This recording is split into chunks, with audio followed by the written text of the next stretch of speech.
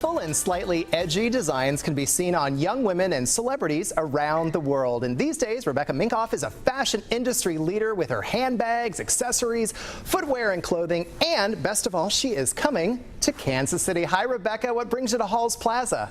Hi, how are you? I'm Good. So excited to come to Halls. They asked me to show up, and I said, of course. They've been one of my best customers since I started, so I'm really excited to be able to be there.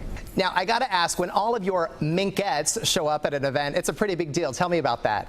So these days we garner about 300 to 500 women at a time, and we make it a party. We like to have a lot of different activities going on because it's Girls Night Out. We want you to have a really fun time. So you can get your nails done, you can get your hair done. There's a braid bar sometimes. We switch it up at every event, but the point is that girls and boys are allowed to should have fun and while they're shopping.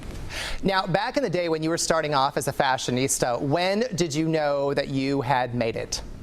I still don't think I have. I think I'm always aiming for a huge goal, so I never feel like I can rest on my laurels. But there's definitely been really great, incredible things that have happened, like when I got my first department store order, or when I was admitted into the Council of Fashion Designers of America. I think there's been incredibly amazing moments that you think, wow, this is it. But then I always am like, no, but isn't it? I have that much further to go. Now, what is this I hear about a graffiti wall at all of your stops? How did that get started? So we did a denim pop-up shop over the summer, and we had a graffiti artist come in and totally do this crazy graffiti all over, and then invited all the guests of the party to get involved, and the response was incredible. So we thought it was another element of something fun we can do. It's great for Instagramming and taking photos, and so we're trying to incorporate that into as many different venues as we can for all the different trunk shows. Now, what inspired your fall 2013 collection? Our fall 2013 collection was, believe it or not, inspired by the cosmos. So I had a bunch of oil slick shoes and handbags, stuff that had almost an iridescence to it. And in our apparel, we did stuff that was reminiscent of flight costumes that you might wear in outer space, but really subtle, nothing too crazy or over the top. And then, you know, simple stuff like my mom went to space and all I got was this t-shirt, just to make it really fun and cheeky. That's awesome. Now, do you have a favorite color that you like to wear, or a favorite color schemata? I've always wondered about that with you.